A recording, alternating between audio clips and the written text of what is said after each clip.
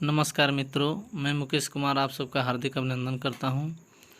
प्रधान शिक्षक भर्ती परीक्षा के अंतर्गत फिजिक्स का हम पार्ट 3 लेकर के आए हैं, जिसमें फिजिक्स के शेष प्रश्नों को डिस्कशन कराया जाएगा और इसी के साथ हमारा फिजिक्स का ऑब्जेक्टिव समाप्त हो जाएगा। तो बिना समय को गंवाए हम लोग शुरू करते हैं। पहला नंबर प्रश्न हो जाएगा, निम्नलिखित में से किसकी ऊष्माधारिता अधिक है? बेंजीन का, जल, स्वर्ण का टुकड़ा, लोहे का टुकड़ा। तो इसका सही आंसर हो जाएगा ऑप्शन नंबर बी, जल की जो ऊष्माधारिता है वो अधिक है। नेक्स्ट क्वेश्चन है, निम्नलिखित में किसके द्वारा अधिक ज्वालक पैदा होता है? ऑप्शन है भाप, गर्म हवा, सूर्य की किरणें और ये सभी। तो इसका सही आंसर हो जाएगा ऑप्शन नंबर ए, इसका गुप्त ऊष्मा अधिक होता है, यानी अधिक ज्वालक पैदा करता है। नेक्स्ट क्वेश्चन है, निम्नलिखित में से किसमें सर्वोच्च विशिष्ट ऊष्मा का मान होता है? तो ऑप्शन दिया है इसमें तांबा, शीशा, जल और कांच। तो उपयुक्त ऑप्शन में इसका सही आंसर हो जाएगा ऑप्शन नंबर सी, जल का। जल का विशिष्ट ऊष्मा सर्वोच्च होता है। नेक्स्ट क्वेश्चन है, किसी द्रव का उसके क्वथनांक से पूर्व उसके वाष्प में बदलने की प्रक्रिया को क्या कहते हैं? ऑप्शन है संघनन, हिमीकरण, वाष्पीकरण, इनमें से कोई नहीं। इसका सही आंसर हो जाएगा ऑप्शन नंबर सी, वाष्पीकरण।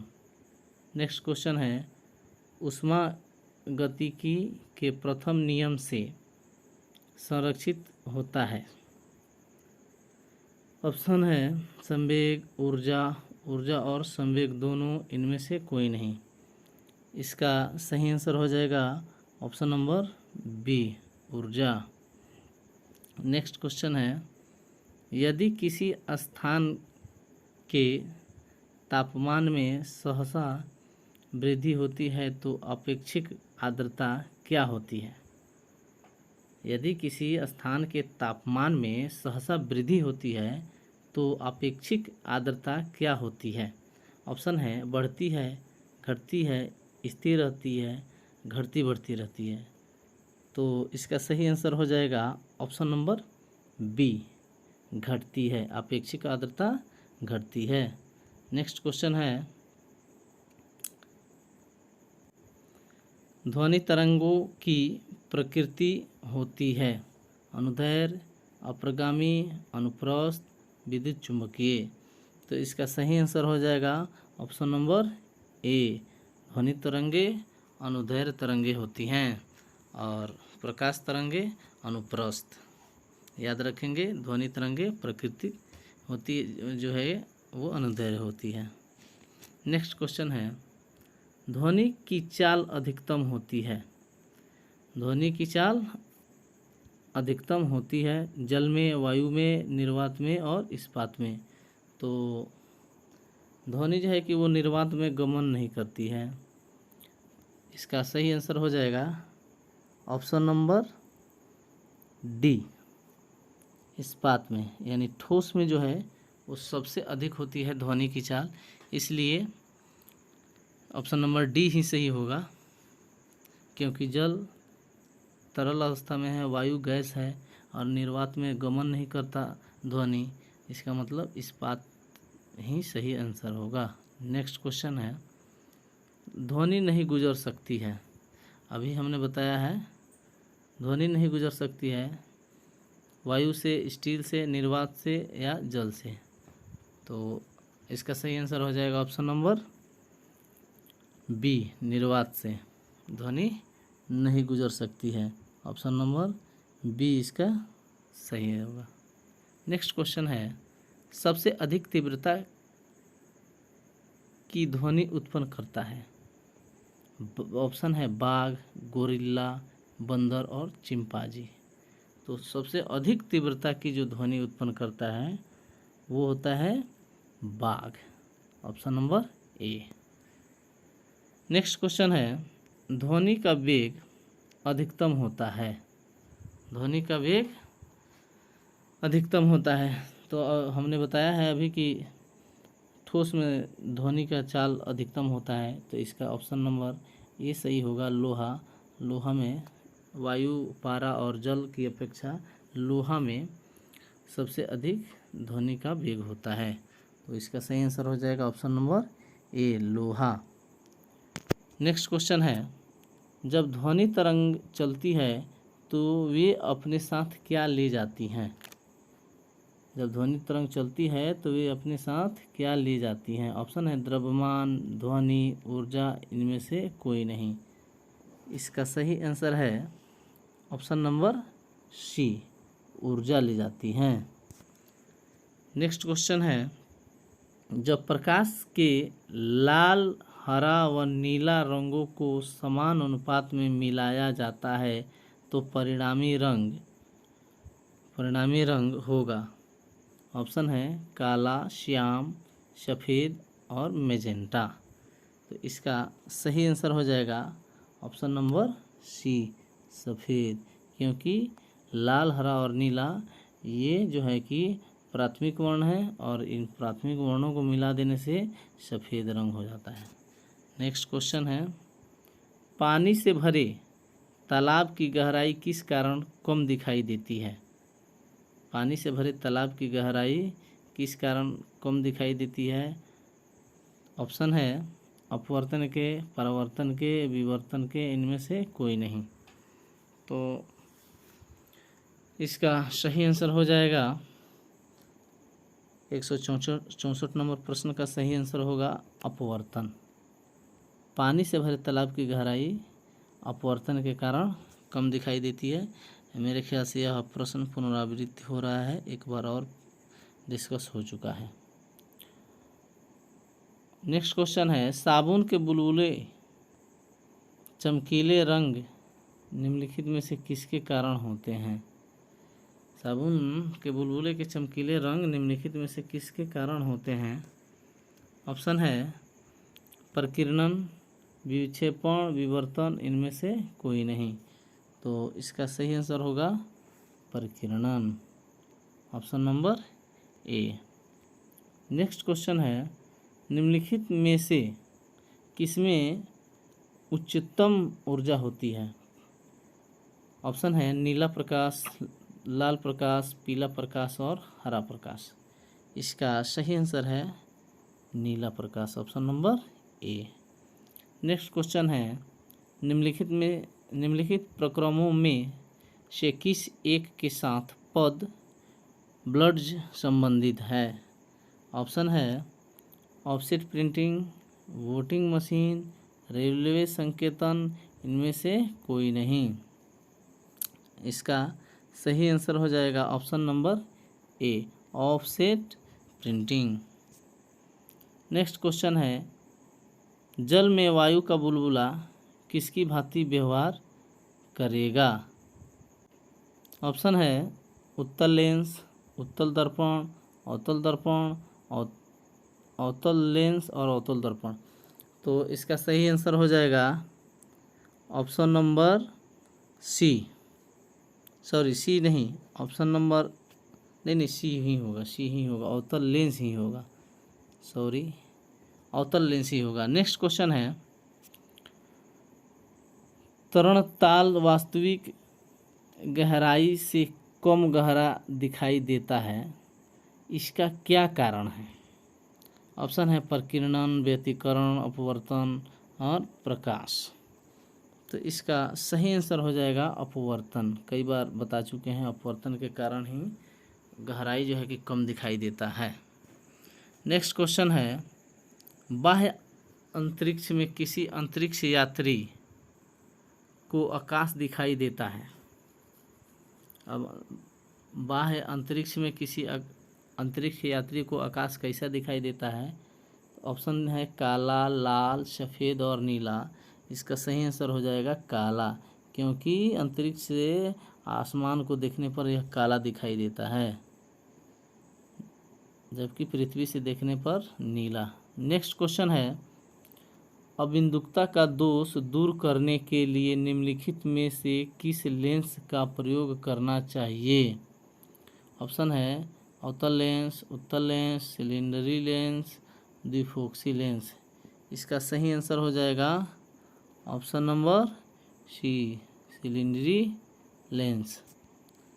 नेक्स्ट क्वेश्चन है, एक प्रिज्म से गुजरने पर जो प्रकाश सबसे अधिक अपवर्तित होता है वह है। एक प्रिज्म से गुजरने पर जो प्रकाश सबसे अधिक अपवर्तित होता है वह है, ऑप्शन है हरा, बैंगनी, लाल और नारंगी।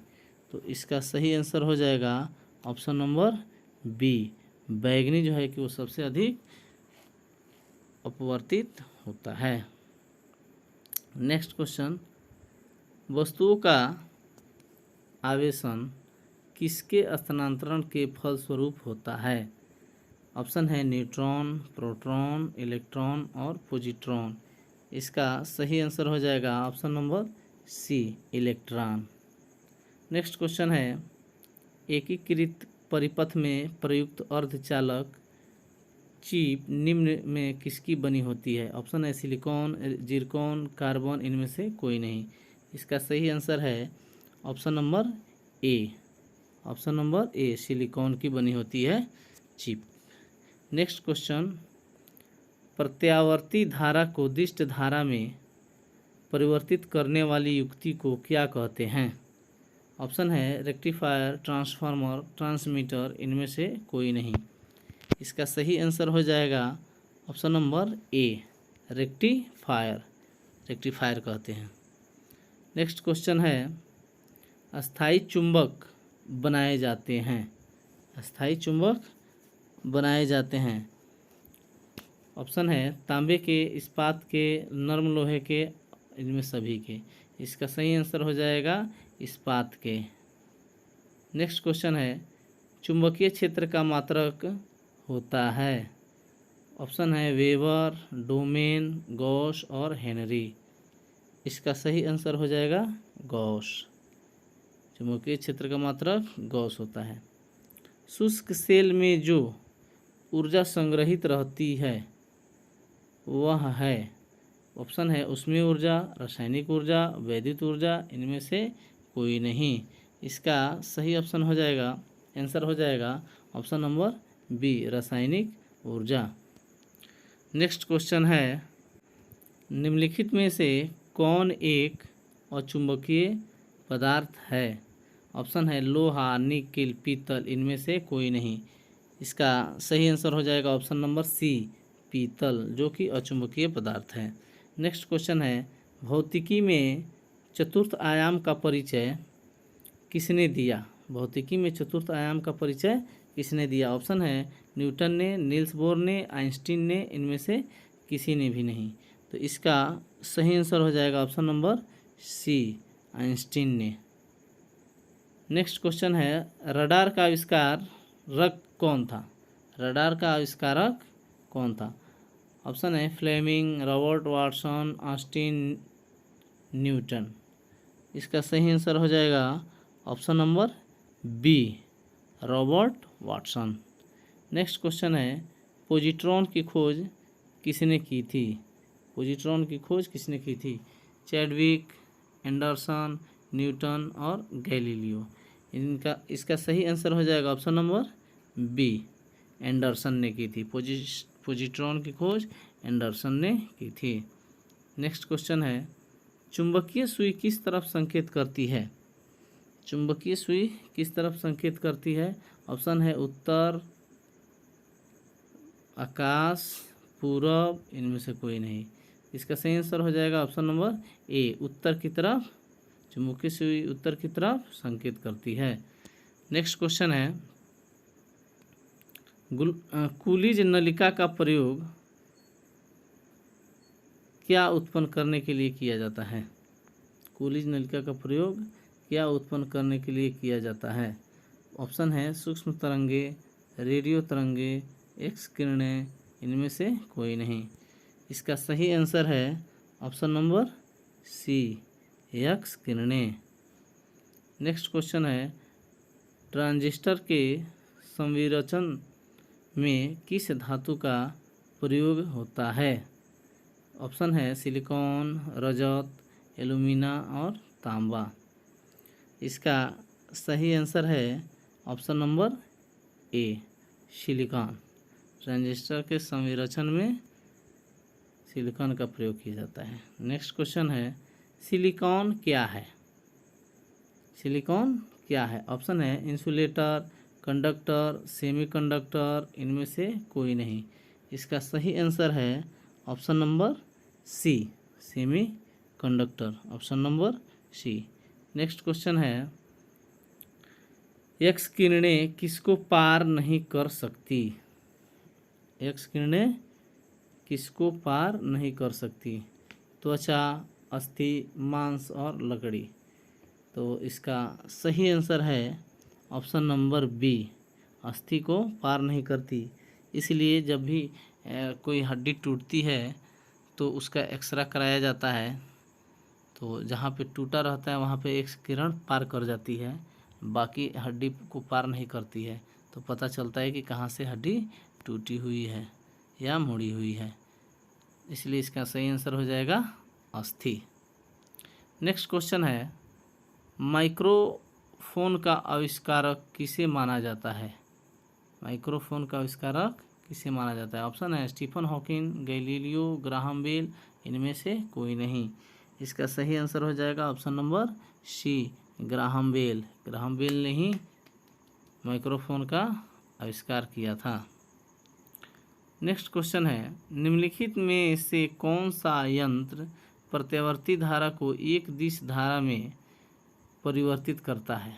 ऑप्शन है अल्टरनेटर, कंडेंसर, ट्रांसफार्मर, इनमें से कोई नहीं। ध्यान देना है कि निम्नलिखित में कौन सा यंत्र प्रत्यावर्ती धारा को एक दिश धारा में परिवर्तित करता है? इसका सही आंसर हो जाएगा option number A, alternator, option number A. Next question,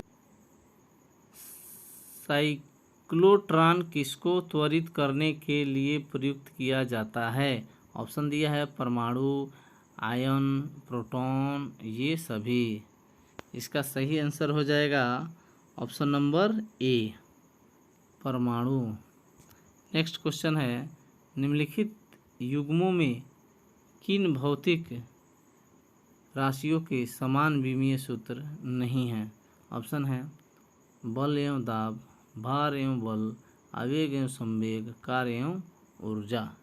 इसका सही आंसर हो जाएगा ऑप्शन नंबर ए, बल एवं दाब के समान विमीय सूत्र नहीं है। नेक्स्ट क्वेश्चन है, एक नदी में चलता हुआ जहाज समुद्र में आता है तब जहाज का स्तर क्या होगा? पहले जितना होगा, थोड़ा नीचे आएगा, थोड़ा ऊपर आएगा, इनमें से कोई नहीं। इसका सही आंसर हो जाएगा ऑप्शन नंबर सी, थोड़ा ऊपर आएगा, क्योंकि नदी के जल की अपेक्षा समुद्र के जल का घनत्व क्या रहता है? अधिक रहता है, क्योंकि समुद्री जल में नमक होता है, इसलिए घनत्व अधिक होता है। नेक्स्ट क्वेश्चन है, एक बीकर में पानी पर बर्फ तैर रही है। एक बीकर में पानी पर बर्फ तैर रही है। जब बर्फ पूर्णतः पिघल लाएगी तो बीकर में पानी का तल क्या होगा? तो सबसे पहले ये समझेंगे कि जो बर्फ़ होता है उसका 1/9 भाग अंदर डूबा रहता है और एक भाग जो है कि ऊपर रहता है। तो इसलिए जो है कि हम इसका आंसर लगाएंगे कि उतना ही रहेगा, क्योंकि जो बर्फ़ जो है अगर किसी भी द्रव में अगर डूब रहा है, जैसे पानी में अगर डूब रहा है, तो जितना बर्फ़ अपना जगह छेकेगा तो पहले ही उतना पानी विस्थापित कर देगा। इसलिए इसका आंसर हो जाएगा कि उतना ही रहेगा, न घटेगा और ना बढ़ेगा। नेक्स्ट क्वेश्चन है, एक लकड़ी, ये गलत लिख दिया है, मिस प्रिंटिंग है। एक लड़की झूले पर बैठी स्थिति में झूला झूल रही है। उस लड़की के खड़े हो जाने पर दोलनों का आवर्तकाल क्या होगा? कम हो जाएगा, अपवर्तित रहेगा, अधिक हो जाएगा, इनमें से कोई नहीं। इसका सही आंसर हो जाएगा ऑप्शन नंबर ए, कम हो जाएगा। जब लड़की बैठी है, अगर वो खड़ी हो जा रही है तो दोलन का जो गति होता है, जो दोलन की जो गति वो कम हो जाएगा। ठीक है, नेक्स्ट क्वेश्चन। यदि किसी वस्तु का वेग दुगुना किया जाए तो, यदि किसी वस्तु का वेग दुगुना किया जाए तो संवेग दुगुना हो जाता है, गतिज ऊर्जा 4 गुनी हो जाती है, उपयुक्त दोनों हो जाता है, इनमें से कोई नहीं। इसका सही आंसर है ऑप्शन नंबर सी, उपयुक्त दोनों। यानी कि जैसे ही किसी वस्तु का वेग दुगुना करेंगे तो संवेग जो है कि दुगना हो जाएगा और गतिज ऊर्जा भी 4 गुनी हो जाएगी। इसलिए इसका सही आंसर होगा ऑप्शन नंबर सी, उपयुक्त दोनों, ये होगा। नेक्स्ट क्वेश्चन है, निम्नलिखित में सदिश राशि है। इसमें सदिश राशि को बताना है कि कौन सदिश राशि है। ऑप्शन है वेग, लंबाई, समय, द्रव्यमान। तो इसका सही आंसर हो जाएगा ऑप्शन नंबर ए। ये जो है वेग जो है सदिश राशि है, कई बार बता चुके हैं। वेग, विस्थापन, बल, त्वरण, संवेग, कोणीय संवेग, ये सब सदिश हैं। बाकी समय, ऊर्जा, लंबाई, द्रव्यमान, चाल, ये सब अदिश राशि हैं। नेक्स्ट क्वेश्चन है, न्यूटन की गति का प्रथम नियम क्या कहलाता है? ऑप्शन है संवेग संरक्षण का नियम, गतिशीलता का नियम, जड़त्व का नियम, इनमें से कोई नहीं। तो इसका सही आंसर हो जाएगा ऑप्शन नंबर सी, जड़त्व का नियम। क्योंकि न्यूटन के गति का प्रथम नियम कहता है कि कोई पिंड या कोई वस्तु तब तक स्थिर रहेगी जब तक उस पर कोई बाह्य बल कार्य न करे। तो वही नियम जड़त्व का भी है। और तब तक जो है कि स्थिर रहना चाहती है जब तक उस पर कोई बाह्य बल न करे, लागू न करे। इसलिए इसका आंसर हो जाएगा option number C. Next question, दो वेक्टर जिनका मान अलग अलग है, उनकी दिशा अलग होगी, उनका परिणाम शून्य होगा, उनका परिणाम शून्य नहीं हो सकता, इनमें से कोई नहीं। तो इसका सही आंसर है ऑप्शन नंबर सी, उनका परिणाम शून्य नहीं हो सकता।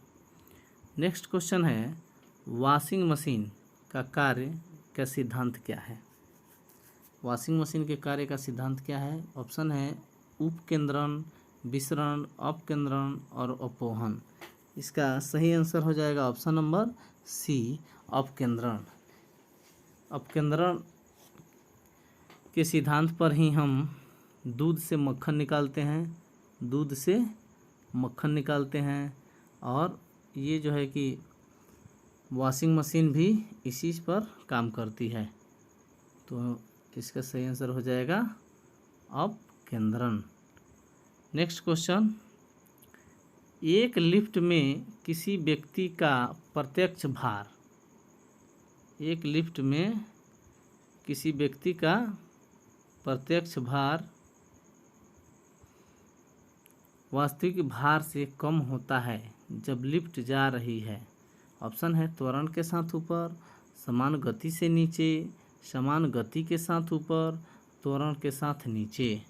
तो इसका सही आंसर हो जाएगा ऑप्शन नंबर डी, त्वरण के साथ नीचे। नेक्स्ट क्वेश्चन है,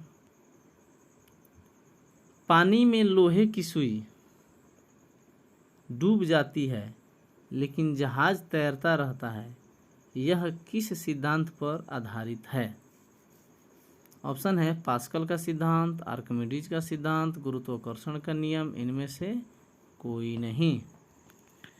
तो इसका सही आंसर हो जाएगा ऑप्शन नंबर